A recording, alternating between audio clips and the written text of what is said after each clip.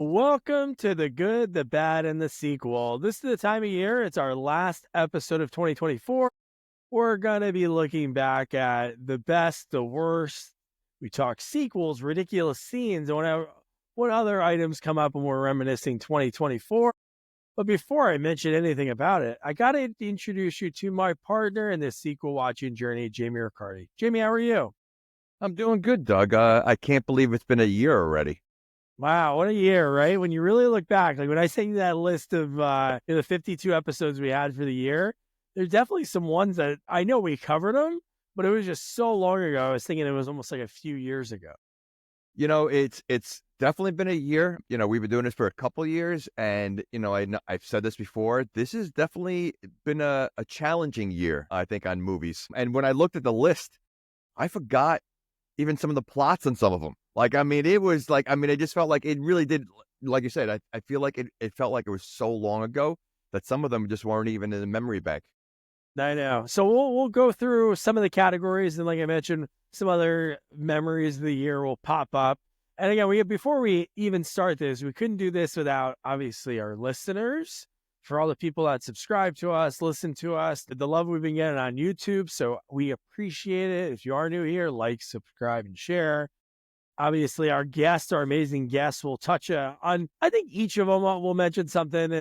Without our guests, we'd be nothing because our format is we interview somebody that worked on it and then we cover the sequel the next week. And we wouldn't be able to do the second part without the first. So thank you for that. And then all of our guest reviewers. We know a lot of new faces. We went with some of our tried and true. And it's almost funny. It's almost been a year without Andrew because Andrew did a movie in January of last year. So if you get an action scene, we'll get him back with Andrew Powers, horror expert Chris Egan, and then our bad movie sequel expert, Nick Spurdo. So thank you guys. So yeah, let's go into it. What category should we go? We should obviously save like some of the better things for last. How about like a kind of silly silly one? I kind of said it, but how about top 4 sequel characters from 2024? Okay, let me see. Because did I do the top sequel? I know I have the worst characters. Okay. But I did the tops. All right. Well, what do you have? You can jot some notes on doing something on another one. But which one do you want to start with? Okay, let's do worst character. I could have sworn I did top. Maybe, you know what? Might not have been on the list. Okay. So let's do the worst character. All right. And Jamie's top 4 worst sequel characters of 2024 is? Well, do you want to go back and forth? Or you want me to go through all mine first? I think you should do all of yours. Okay. So I'm going to go through my top 4 in no particular order. Wow, they're so equal. They could all be the worst. Yeah, okay. All right. So I'm going to start off with Justin Long. And I know we might have disagreed on that. I thought his character in Die Hard was just super annoying and super whiny. For someone that is just thrust in the middle of nonstop action, he then, cracks jokes and he wants to eat something and he's whining. It was just annoying. And listen, the movie is bad. So when you have annoying character in a bad movie, it just makes it worse. Okay. Again, no particular order. So Justin doesn't mean you're the worst. Then, I forgot his name, but I'm going to go with the class of 1999, the brother. Oh, the brother. Yeah. I was looking at that IMDb before. I forgot his name. He's in a ton of stuff, but yeah. He's in a ton of stuff, right? And, but the fact that he's trying to act cool in his gang and like, he looks like he just plays Dungeons and Dragons and, he does not belong in any kind of gang whatsoever. And just, and the fact that he gets pounded, like he's in a circle of getting beat up and he's like, okay. I think the kid, you give him one slap, he's going down. So yeah, he had no damage. His brother had, that was ridiculous. He had nothing. And then when we thought he was dead, he somehow survived. This little kid gets like beat up by 3 robots and he survives. Yeah, ridiculous. So, all right. So we'll do number 3, DC Young Fly. Wow, DC Young Fly. Okay. And I'll tell you why. Because I feel like he was channeling, what's his name? Chris Tucker. But that's who he is. DC Young Fly is like that in everything. Yeah, well, see, I don't know him. So, so to base it on just what I saw. Well, we covered him in another movie, but you probably didn't remember it. But he was in I Got Stuck Up too. and he played the same character. Well, yeah, I mean, I remember the movie. I don't remember him as much. Yeah. I just, again, Chris Tucker's so iconic in that kind of role, Rush Hour kind of like, and for him to like really chat, I just thought it was annoying. I thought like, I mean, yeah, I don't know. I just didn't like it. It just, I don't know. It felt too cheeseball next to Chris Tucker. I mean, he's the top, and then you get someone that's, again, even if that's him, it's not as good as Chris Tucker. So, and lastly, I'm going with an Academy Award winner. Whoa. Sandra Bullock. Sandra Bullock? I felt like in Ocean's 13 or whatever, was it Ocean 8? Oh, that's so many of them. That I just felt like she tried to play hard, way too hard. Like she tried to play badass. I mean, the fact that she's committing crimes the second she's out of prison, not even, I think she was trying to steal something out of the police station when she was already like leaving. It was just too annoying. She was trying to be too cool and too hard, like criminal, and it just doesn't fit her. She's normally the sweet and kind of like, and when you try to like flip it, it just doesn't work. And I just felt like the movie was bad, but yeah, it just didn't work. She made it worse. Okay. Yeah. All right. So that's your top 4. And now my top 4 worst sequel character. Oh, I haven't been playing that live. I thought I was doing the drum roll. You haven't heard that any time. When I was like getting excited in my face, you're probably like, what's he doing? But all right, now we're good on the drum roll. We'll start it now. Maybe I can add it in post for Jamie's. But yeah, my top 4 worst sequel characters of 2024. Again, we'll do Mount Rushmore, no particular order, all equal footing. First up, Tommy O'Shea, Death Wish 5. One of the worst bad guys, and the whole Italian mob group that he is leading. His name's O'Shea. The other guys look more Italian. It just doesn't make sense. And him not knowing who Bronson is in the movie when he's living with his wife. He's like, hey, what's the deal with this guy? What do you mean this guy? You've probably seen him many times before that encounter that we saw. That's a good one. All right, next, David Erson. He plays Sheriff Corwin from Critters 2. He's the guy that is just a complete monster in the bunny outfit for Easter for the kids. And he's just being a complete prick. Again, he lived in that town, didn't believe anything that anyone was saying, and then he found it the hard way. He got eaten inside the thing, and somehow he flew through a window. Maybe the critters caught a bit of nerve that makes you jump, but no. That's number 2 for me. And then fun fact, as I saw with our bad sequel expert, Nick, when you see a movie in a movie theater, you watch it more different than you do at home because you can't look at your phone, can't be distracted. And he also plays the anchor that in Die Hard, that he's like making the face at him. No, you're not going to do this. He's the anchor on the air talking to the DEA douchebag from Ghostbusters and every other movie. So that was pretty interesting. Next up, the other pair from How I Too, Little Yachty, his character, he just wasn't funny. Like, again, he just was not nailing anything of it, even though he is playing like the Craig, he's playing the straight man. I don't know why we're comparing to, I guess Friday we're thinking of Chris Tucker, but it just made 0 sense for him to be, because he wasn't even a good straight man. All he had to do was say the lines and not try to be funny. And then little DC Young Fly, he was the one that was supposed to bring the jokes home, but it was like he was trying to be too funny and it wasn't working. So that's my third and the last, but not least. It's funny because it's in one of my favorite sequels of all time and favorite sequel of 2024. Debbie Salt, Scream 2. She is the worst. She is a phenomenal actress, and I'm sure it's a direction she was giving. But every time you saw her, even from when I originally saw the movie, I knew she was the killer because she was overacting everything. Every time, even when she was on the payphone outside, it was like, oh, this is weird. She's so close. But then the way she's like Gail. She's like so loud and obnoxious. So yeah, those are my top 4 worst sequel characters of 2020. Well, that's what I mean. Like same thing with Sandra Bullock, and I think that's part of it is when you're so used to them seeing like they're trying to portray a role that they're not used to and not like, and they overdo it. And yeah, that's a good one. I mean, totally did it, and she's great in a comedy role, straight as the Roseanne's sister. She's great as all that kind of stuff, but she's not a villain. and just, yeah. I mean, I think just some people don't know how to portray, the opposite of what they're so used to. Yeah, 100% agreed. So Okay. congratulations to the nominees. Come up and you'll be getting a Sizzler coupon. If you can find a Sizzler, it's a good coupon. Buy one, get one. And then right here, I think is a good point. Oh, you know what? Yeah, I think I'll insert it right here. Would be a clip of like 3 or 4 seconds of all the sequels we covered in 2024. Okay. That sequel sucked. Come on, man. Oh, please. By definition alone, they're inferior films. Bullshit generalization. Many sequels have surpassed their original. Yeah. When I get to see if things swear on his ass, I'm gonna.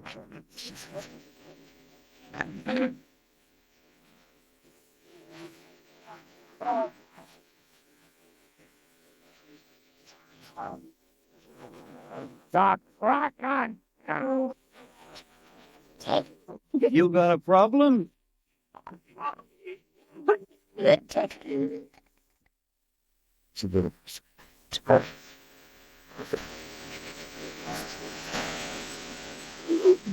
Bye. Bye. Bye. Bye. Yeah, she's saying. Just someone else. Yeah. Nah. Shot. Bend over and show me that big fat ass. Where are you? Looks like you got some kind of alternate universe in there or something.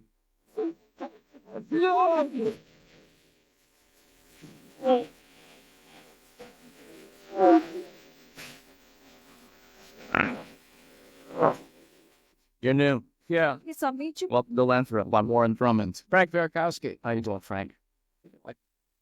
Do I call you Nine Ball? Nine or Baller? No, you fuck. You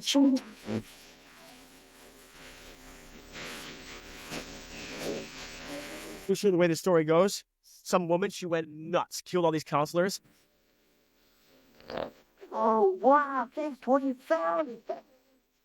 I can. Okay. Hey, Jack. What's with this ham? It's stuffed like a turkey. Everything you'd need for lunch is in the refrigerator, of course, and everything. I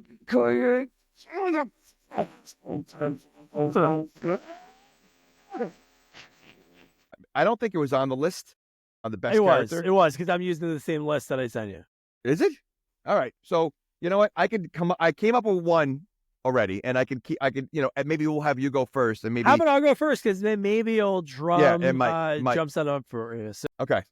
So yeah, my top 4 sequel characters of 2024 are, and in no particular order, Grandpa from House 2. He was so cool. Oh, actually, there's 2 people for that. If you really think about it, him and Ratzenberger's character. Ratzenberger needed another movie, either a prequel or a sequel, just to find out his origin story. But I have Grandpa on my list, so I'll go with him. He is so old, decrepit. He probably smells so bad. He's hitting on girls and getting drunk, crashing cars. He's just an absolute menace.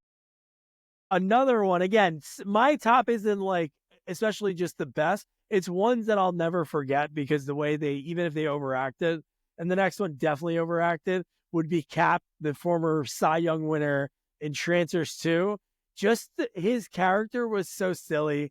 He wants to, before he gets killed, because he's so important to the future, he wants to play baseball, and he goes to the liquor store in his full uniform to play with a bunch of hobos.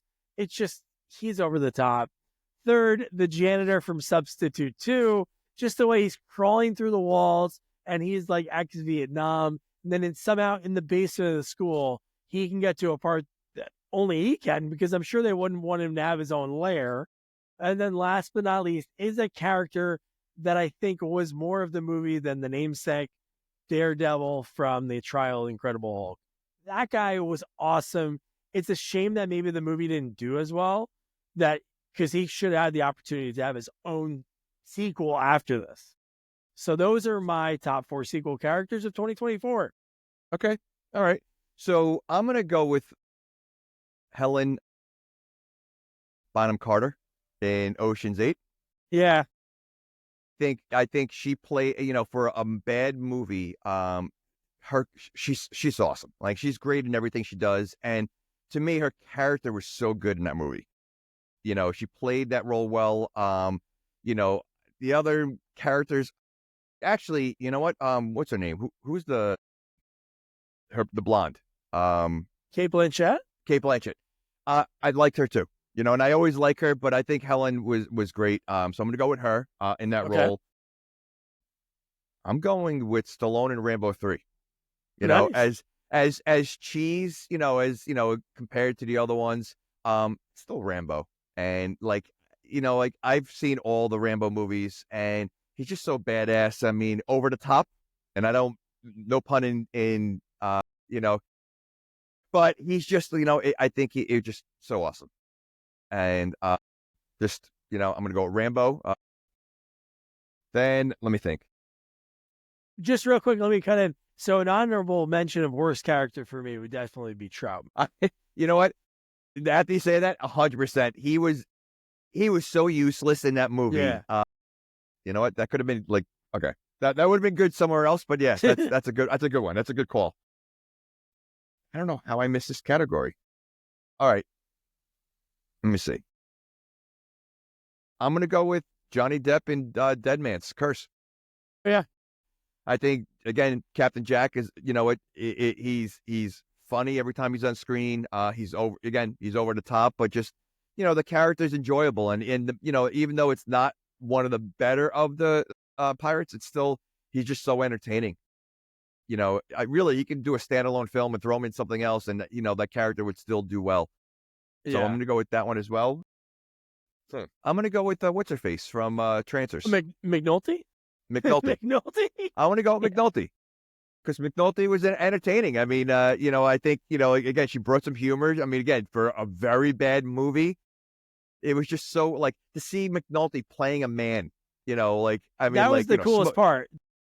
Being just like Art LaFleur, and then after we did that review, I told you I searched for some other stuff, and I found a cool behind the scenes featurette, and it's her and Art LaFleur hanging out, and I'm like, that's really cool because the mannerisms and just everything. Of course, yeah. But I mean, she's such a pretty woman, and she's smoking this big cigar all the time. She has the gruff voice, and she just it was just very funny to see, almost see out of a character. So I'm gonna go with those 4. Okay, so that is our top sequel characters of 2024. Please come up and get your Sizzler coupon logo wherever you can find one open. Sure. So next, I'm going to kick off the top 4 interviews of 2024, which is really hard because obviously we always want to talk to people, and the people that share their time, obviously, they want to have a good conversation and look back at their career. But just 4 of them that I think that really are ones that I'm not going to forget. First is Howard Berger, because obviously who he is in the special effects industry, won an Oscar, but just how important he is to the horror community and to so many of our guests. So many people have their origin story that has to do with, I work for Howard Berger. Just a few weeks before that, we talked to Bill Hunt, who got his first gig with Howard and K&B and Greg Nicotero. So that's definitely one of them. A recent one, Emmanuel Miller. Just again, we've always wanted to talk to people that that are jobs that we didn't really know too much about and how people got the journey to get it. We know, hey, Hollywood hairstylist, all right, cuts people's hairs, but what do they do in the movie? And to me, it was just so amazing. Just hearing about how when he owned a salon, that was it afterwards. Man, I want to, work on a movie set. So that was quite fascinating. Just how the kind of cattiness between stars when you weren't available, or you were working with somebody they didn't like. So that's definitely up there. Lee Ehrenberg, just because his career is one, and just seeing somebody that is so familiar from the films that he worked on, even in small roles, oh man, I know him. That's Mike from Seinfeld. And then his career just booms when he gets into Pirates of the Caribbean. 2 very important characters, has his own action figure, which he thought was pretty cool. Really rad guy. His beginnings with Tim Robbins. doing improv together in theater school. Really awesome. And then last but not least, kind of a connection to Lee Arenberg because they were at UCLA at the same time, had a group of friends that were, mixed. And another job, set decorator with Don Deers. Obviously, he did some, the more broad scope jobs when he was working on like Biodome and being in the full doing it. And then the set decorator is pretty fascinating. How everything's so important, and then he keeps things from all these movies because so hard to find a notepad from the 60s that might be in the vault. So you'd have to go down and pick things for the time period. Yeah. So this is definitely. Oh, go ahead. No, go. You're good. I was gonna say this has definitely been the year of different types of behind the scenes people. Totally.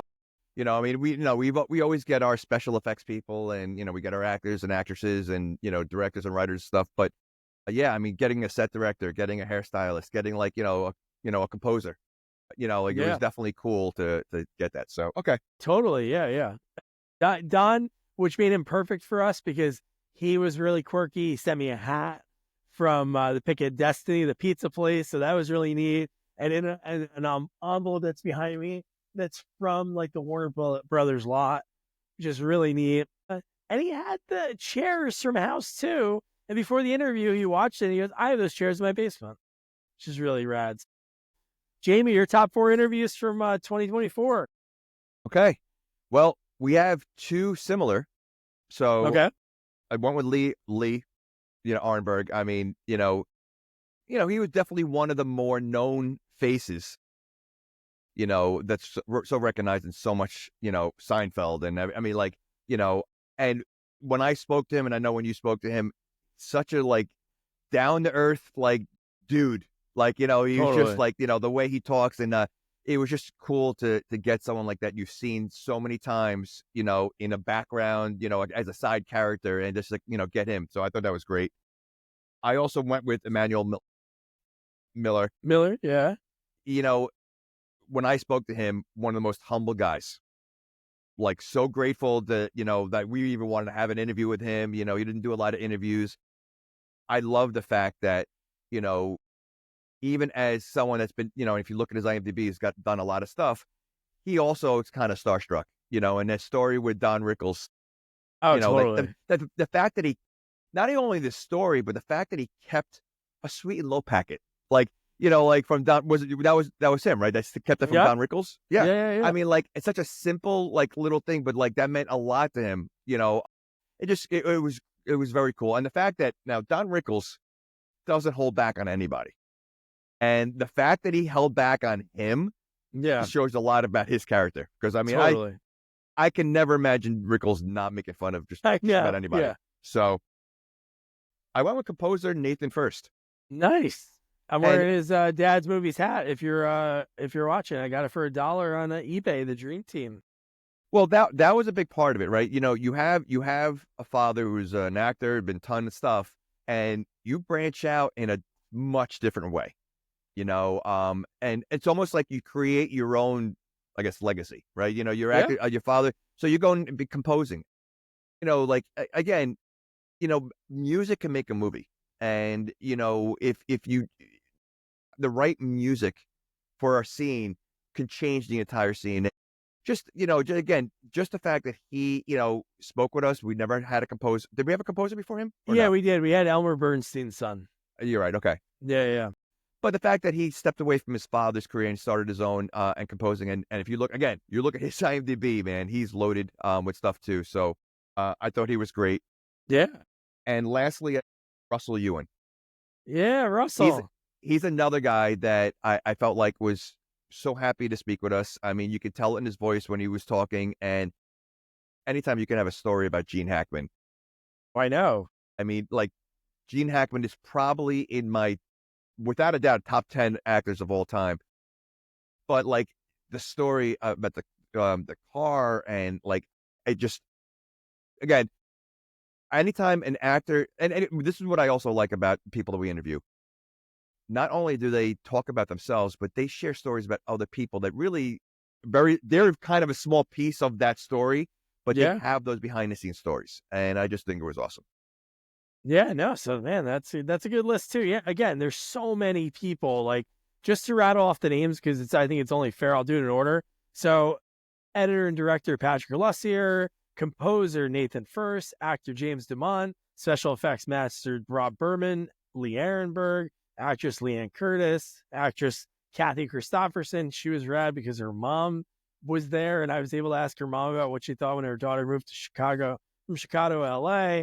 Susan Gallagher, actress, actor Russell Ewan, actress Junie Hoang, set director Don Deers, special effect makeup artist, another legend in his own right, Jeff Goodwin, actor Mark Atchison, actor Eduardo Ballerini, actress Charlotte Kirk, it's like a big movie star. She's got some epic movies out in the last year and then coming up.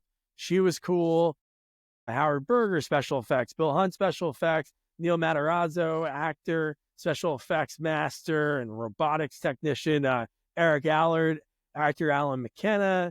Stuntman Chuck Borden, filmmaker Dustin Reichert, stuntman Mark Riccardi, and then Hollywood hairstylist Emmanuel Miller. So those are the 26 people that shared their stories with us last year. So that's pretty amazing. And you know, I'm going to say this, and I probably say this every year. You know, I speak to them briefly, but they are all, and we've been fortunate. You know, outside of maybe 3 that were kind of like, you know, maybe giving us a hard time, whatever. They're also humble, so welcoming to talk about their life and their stories.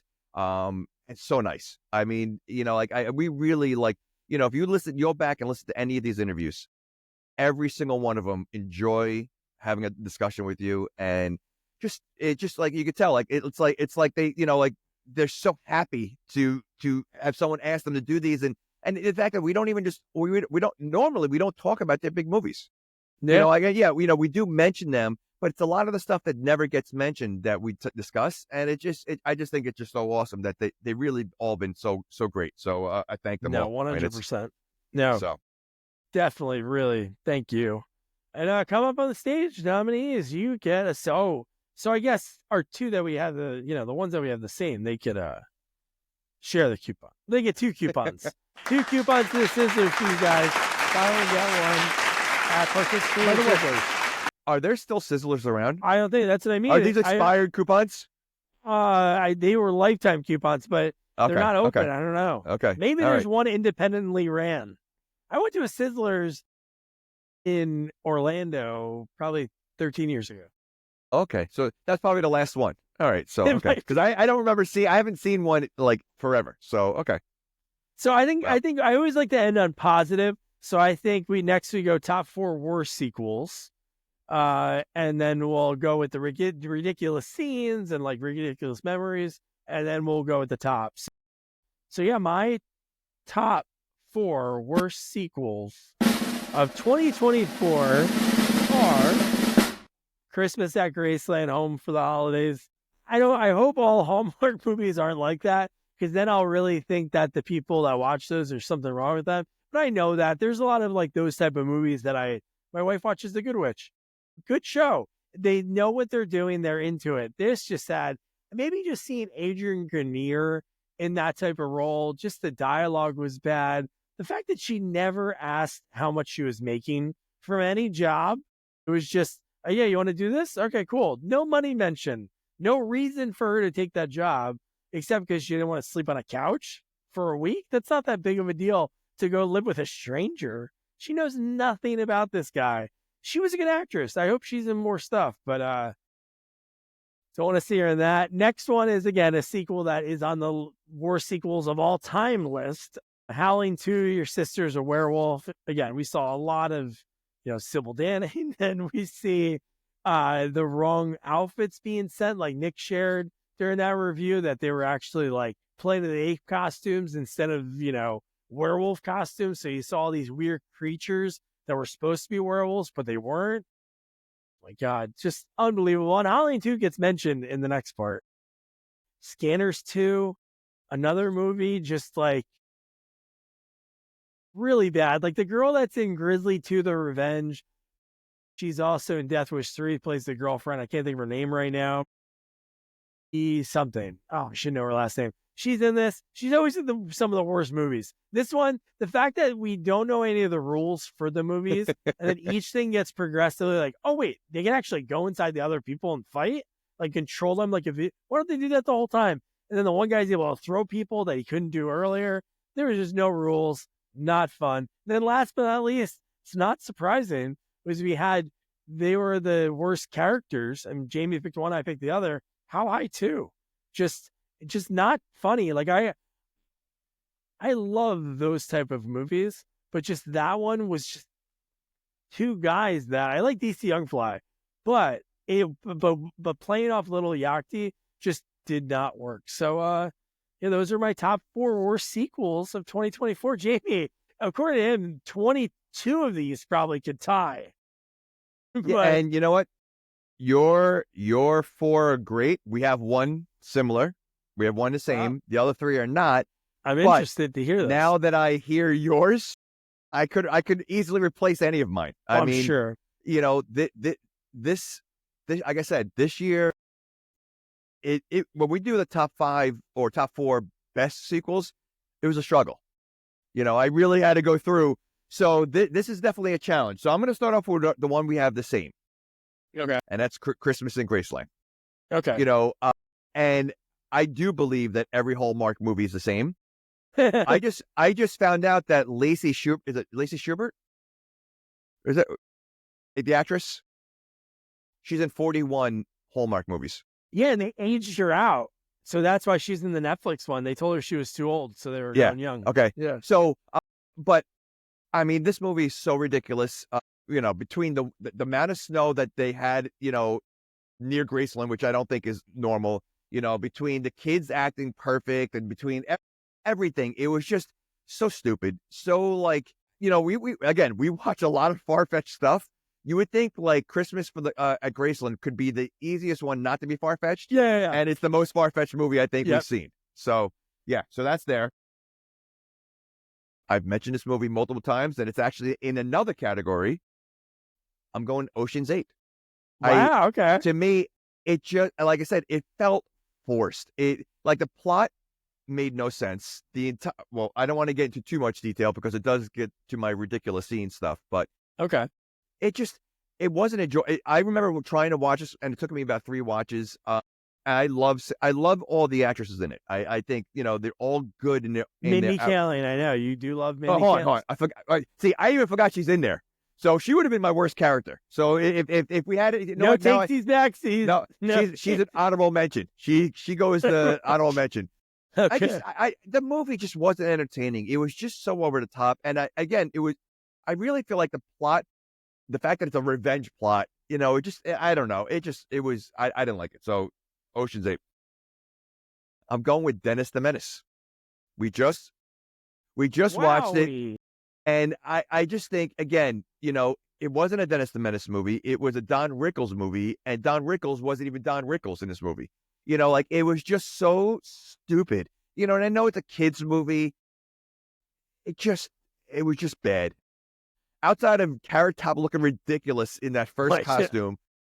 He looks ridiculous in the second. No, he does. For different reasons. I don't know. It was a hard one to watch as well. Because I didn't even think, listen, it's the same formula as Home Alone kind of thing. And Home Alone I can watch over and over again, right? This movie just, it was just too much. And the fact that Don Rickles was just not playing himself. So he's not an actor. He's a comedian, and to me, to throw him in a movie, if he's not going to be himself, it just doesn't work. Yeah. So I'm going with that one. Hey, wow. And my last one is Ginger Dead Man. Ginger Dead Man 3 Saturday Night Fever. How could you do that? Oh my gosh. How could I not do it? Which also makes another category later on. Okay. So yeah, but it just, and again, what you're getting into when you go into a movie like this. But I think when I talk about the next category of why, what I talk about will explain what adds to why I don't like the movie. Oh, okay. So come up, winners, top. Wait, are they winners or are they really losers? Hey, they can find a Sizzler. They're winners. Okay, cool. So next up, this is one of my favorite ones because I think every one of these sequels, Oh, again, I think sequels, they're almost even great sequels, any great movie, there is still ridiculous lines, ridiculous scenes. I think there's any perfect movie, especially, if you want to not have fun in life and just be like, well, they meant so and so, it's a kid's movie or it's a horror movie. It's like, okay, fine. It's still something you can talk about. So yeah, so this would be our top 4 ridiculous scenes from 2024. let me go. Man, yeah, you want to go you went first Go. last time. Yeah. Go. So, okay. So, like I said, we have, and just because it's a ridiculous scene doesn't mean I don't like the movie, or though, like, but I'm going to start off with the janitor in The Substitute. That is true. And the fact that this guy has like a tunneling system in the whole school that he just crawls around, seemingly, I think, to every classroom, and how like he hides. He has a basement full of weapons that are not even weapons. They're everything from machine guns to he might even have I think he has a bazooka down there, right? Doesn't he have? He has everything. Yeah, he has everything down there in the basement. No one goes in the basement and sees it. But the fact that he sneaks out in the bathroom through a tunnel is just insane. So I think that's so ridiculous. It's funny, and he makes the movie, but it's ridiculous. All right. Okay. 2, I'm going back to Ginger Dead Man, that you have a movie. I'm not sure how long the movie is. I'm assuming it's one of the shorter ones. Yeah, it's only like 70 or 80 minutes. Yeah. Okay, 70 minutes. I would say a good 40 to 50 minutes is just watching them roller skate in a circle. Yeah, that's true. The majority of the movie is watching like a 70s roller skating, like show on TV. Again, the movie's not great, but at least I'd rather see the ginger, like, he's a wisecracking little thing running around. I'd rather see more of that. But we saw probably more roller skating than anything else in the movie. And it was just awful. And again, you had the goofy characters roller skating, but then more roller skating. And then you see a scene, and then there's more roller skating. It was just way too much roller skating. So, okay, I thought you were going to mention the Porky scene for ridiculous scene with this movie. That the fact that she rips off what is his penis and bites it, and it's a cookie. I forgot about that scene, but if we are talking about a gingerbread man running around, how ridiculous is that? It's kind of in the same, like, all right, listen, if we can believe a gingerbread is running around, I can believe that he could do a Porky scene. Yeah. So totally. It's not as ridiculous. So, okay. Then I'm going to go to Christmas in Graceland that I already talked about. And the fact that everyone gets along. So it's not necessarily a ridiculous scene. I'm going ridiculous theme. Yeah, totally. And the fact that, I mean, again, you have kids, I have kids, your kids are a little young, so you might not see it yet. I don't know anyone's kids that just have the perfect life. No one gets along. I mean, no one argues. They do things together. And like, it's like the perfect, if you could imagine the perfect world where you have like the perfect snow dropping and the perfect this and that's this movie. And there's no way everybody gets along like that. No matter what, even especially when you have a babysitter, that's when all hell breaks loose and they're still getting along and they're doing fun. So I went with that. And this might be, now I named some ridiculous, not so much, but this to me is probably the most ridiculous. And you may have it on your list. Yeah. And it's Die Hard. And the car, when he jumps out, goes up, which not even a ramp, it goes up a column. So there was no ramp there. It goes up a column and goes into the helicopter. Ridiculous. And crashes the helicopter. Again, he's in a tunnel. So the car is able to stay straight, not hit the walls of the tunnel when he jumps out. He jumps out of the car that's going about 80 miles an hour, which he should be dead as he's rolling around the gravel. The car hits a column, drives up the column, not a ramp, column, and flies directly into a helicopter. Yeah. That's the most ridiculous. That might be the most ridiculous scene we've seen all year, and there were a lot of them. So those are my 4. Okay, wow. So I have a lot of on it. There's so many, even just like, there's so many like plot holes. Maybe next year we'll add like a plot hole. Plot hole, that's a good one. But it's ridiculous when they miss those type of things. So I have a couple honorable mentions. So I'll mention those first. Scanners 2, any of the mind fighting was ridiculous. I just, again, how the rules change and just how the actors, like the way they made the faces when they were scanning the other brains. The fact that there is no trial in the trial of the Incredible Hulk, we saw a little like dream sequence of a court scene, and that was it. So would that be considered the most ridiculous non-scene? Yes. Or maybe the fact that the ridiculous scene is that they only showed a dream of it, and that's the movie.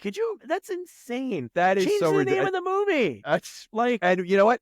We've had a couple movies. Was it Talking Pony? It was a Talking Horse. Oh, right? It was a horse on the cover. Like there were a few of these movies that we've had that the title has nothing to do with the movie. Like exactly. Yeah. So okay. All right. But yeah, crazy. Next has to be. It's funny. I wrote this list and I was done. Yeah, and then I was just giving it a once over, and I go, how can I forget the thing that almost made me like fall out of this chair a few months ago? Free Willy, when the kid is playing the harmonica and he drops it off the dock, which is how does he do that? Because Free Willy opens its mouth, catches it on its tongue, and puts it out for the kid to grab it off. You know, I once again, I forgot we even did Free Willy. There's multiple ridiculous scenes in that movie. Yeah, I mean, the fact they let a kid do it all. Let the kid do it all. The fact that they can recognize the whole family structure when they're swimming around. Oh yeah, there's the uncle over there, and there's the cousin. Like, yeah, the whole movie is so absurd. But yeah, okay, that's a good one. Next is when the little person is being thrown. Well, these are my real ones now. I'm starting with my real ones. So Free Willy's the first one on the Mount Rushmore. Second is the little person, when the little person dressed like the Jester in Howling 2, when he walks up to him and then throws him out of the window and he lands on Spike.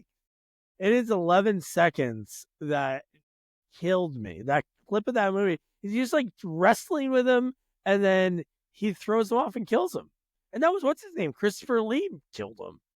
Which is insane that Christopher Lee. I totally forgot we did Howling. It's amazing how long ago we did these movies. Like, oh my God, I totally remember that scene. And then why were there spikes out there? Just you didn't have spikes in the garden, I guess, right? Honey, what's that over there? I want the roses over there. Random spikes next to it. Gotta have the random spikes. You never know when somebody's gonna have a fatality, and they were like Mortal Kombat. They were like high, like tall spikes. They weren't even like little spikes. They were tall. Like, so what kind of animal are you keeping out of your garden? What kind of animal do you have going there that you need spikes? Exactly. Okay. Not ridiculous. And then my last two have to do with food. The first obviously has to be the ham bomb. The ham. Hey, why is this stuff like a turkey? That scene is definitely one of the most ridiculous in a movie that I had so much fun watching. And the last but not least was we did for our 5-year anniversary. Death Wish 5, just the whole cannoli scene that Bronson's like in there. They know who this guy is now because some of their people are dying. And I think he's the first one that dies. They know who he is. You can't tell this guy or be sketched out by holding the newspaper so high up. I was going to say, he's reading the paper. They can't see. Yeah, he's able to sneak in cyanide into the cannoli and the guy dies from that. But yeah, there's more than that. But those are the 4 ones that were memorable for me in 2024. I think next year we have to up this category at least to maybe, 6 or 7 because, like this is a fun category and so many more that we're missing. I think, yeah. Well, Ocean's 8, the fact that she couldn't have dropped it in the water. There was no blind spot there. Wait a second. You know what? For them to find it in the water. Hold on. I only did 3. Did I only do 3? I didn't even talk about Ocean's 8. You wrote that down too? I did. I wrote down the entire heist was ridiculous. The fact that they all got jobs there, and this prestige, the whole heist was. I can't believe I missed that. Yeah, I just can't believe that the necklace is in the fountain. They have cameras at the fountain, so they shouldn't be like, oh my God, why is that lady putting the necklace? But how'd they all get jobs there within like a couple of weeks? I know. So yeah. I mean, you're talking about you have the most expensive, jewelry and paintings or whatever they had there, and you're hiring all new staff within like a couple of weeks beforehand. Yeah, I don't think so. ridiculous. Okay. So yeah, so now we are at the end again. Winners come up. Sizzler, you find it, it's yours, baby. Final going. Great salad bar. And now we're gonna end it with on a positive note, and it's gonna be our top 4 sequels from 2024. Jamie, take the lead. Okay, I'm gonna guess we're gonna have at least 2 of the same. I don't know. I don't. Well, again, based on the list, I'm gonna say we're gonna have 2. So I think I'm gonna it's possible. Well, we'll see. I'm gonna save the 2 that I think will be the same to the bottom. So Okay. I'm gonna start off with Rambo 3. Okay. So and the reason I say that, again, I love First Blood, I love Rambo 2, but because of the list we have, just because it's a Rambo 3, it's still better than everything else we had, right? And again, it was enjoyable. I still love Rambo, but based on all we did, I'm going to put Rambo 3 there. And kind of on the same level, I'm doing Pirates. Okay. And again, there weren't a lot to choose from. If I had to choose different pirate movies, this wouldn't be my top choice. But for the movies we have, it's still enjoyable. I mean, all the Pirates are still enjoyable. All the Rambos, even the new Rambos are enjoyable. But for this list, those are my 2. Now, the 2 that I think we have the same, I'm going to say Scream 2. Okay. I almost like Scream 2. I don't want to say better than the first one. First one is really good, but Scream 2 is a good follow-up. And I'm going with the New Nightmare. Wow. Okay. I didn't have that on there, but that is definitely. Wow. So New Nightmare, again, and a lot of over-the-top, ridiculous scenes, but such a good movie. And so those are my top 4. So cleverly written. Oh. Just to do a sequel that Wes was like, yeah, I want to do this again, but I want it to be different. And the fact that it's like just breaking the fourth wall and Freddy is really real and very, very cool. Very creative. I mean, it was a creative, listen, it's not a fantastic movie, but it's such a creative movie, and it's Freddy, man. I love all Freddy stuff. So those are my top 4. Wow. Okay, my top 4. I'll do the 2 that we matched on. Scream 2 again. That's one of my favorite sequels of all time. Okay. I like it better than the original because I love the college setting. It's like the fish out of water. It's really just her, and obviously there's some of the characters from the first one come afterwards, but it's not much. And it's like her versus everybody's a suspect in the first one. Second one, she doesn't really even know any of some of the other people that she, especially they should have used the 2 girls as the killers or something. In some universe, that would have been really cool because they hated her. They wanted to get with Jerry O'Connell. But I do like the first one. The reason why I like the first one better is because, first of all, it was very creative. It was very different than what they've, done. And I love as much as I don't like him as an actor, was it not Seth Green? I always get them mixed up. Jamie Kennedy?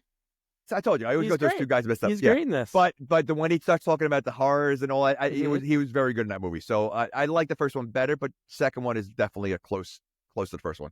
The second one has the line that is us.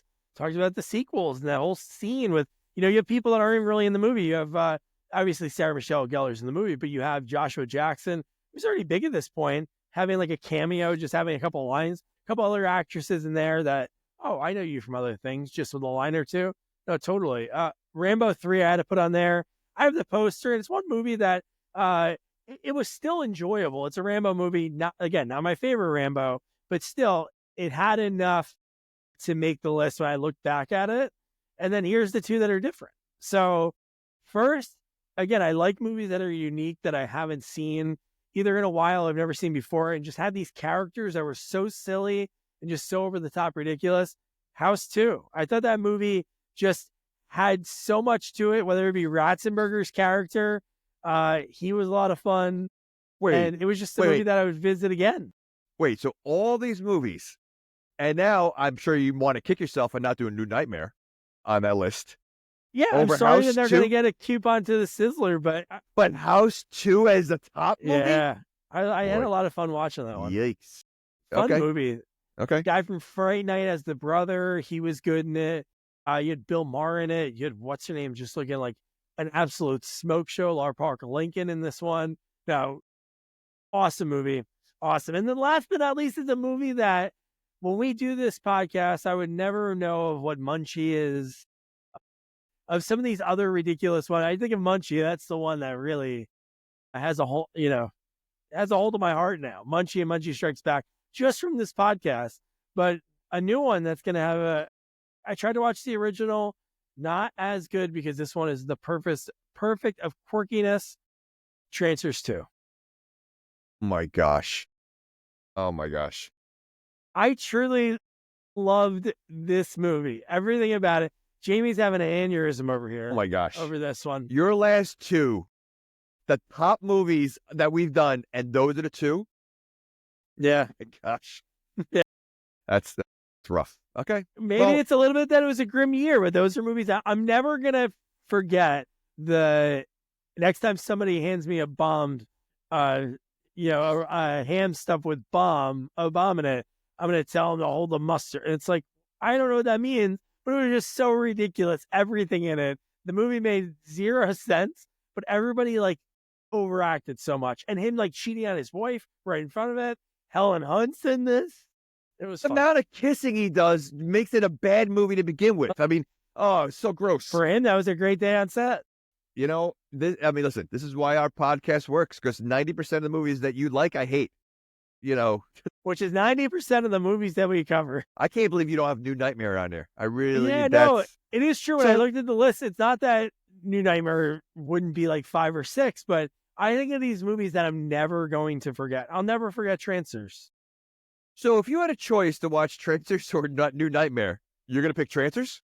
It depends on my mood. It really depends on my mood. I love the overacting in it and the voiceover work, and it just had a perfect feel. That's when Full Moon had it going on. Oh. I even think I always pick the Full Moon movies because I loved Oblivion 2, which we might interview Lash in 2025. So that was our awards. All the winners, please come up. Get that last call for that buy one, get one coupon. Because if not, me and Jamie will find one. Meet like kings. But so that was 2024. What a fun year. Any other notes before we close out the year? I'm hoping that we can kind of turn the tide a little bit. And, listen, bad movies are a big part of our podcast. I just hope we can sprinkle in a few good ones, more than we did this year.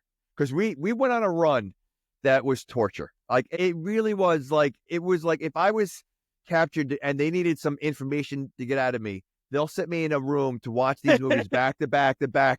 I'll tell them everything just to stop it. We need to get a couple of good ones. But boss, he's not talking. Show him the Don Rickles frog squirt in the tub one more time and slow up when we see his thigh. And thank you for listening. Don't forget to review, rate, share our podcast. Next week, we don't know the sequel we're going to cover yet because there's not that many for this actor, but he's in so much. Antonio Sabato Jr. kicking off 2025 with a bang. Amazing guy, amazing career, and just some amazing stories from his life. His father was an actor in Italy, in some big movies that were super mainstream around the world.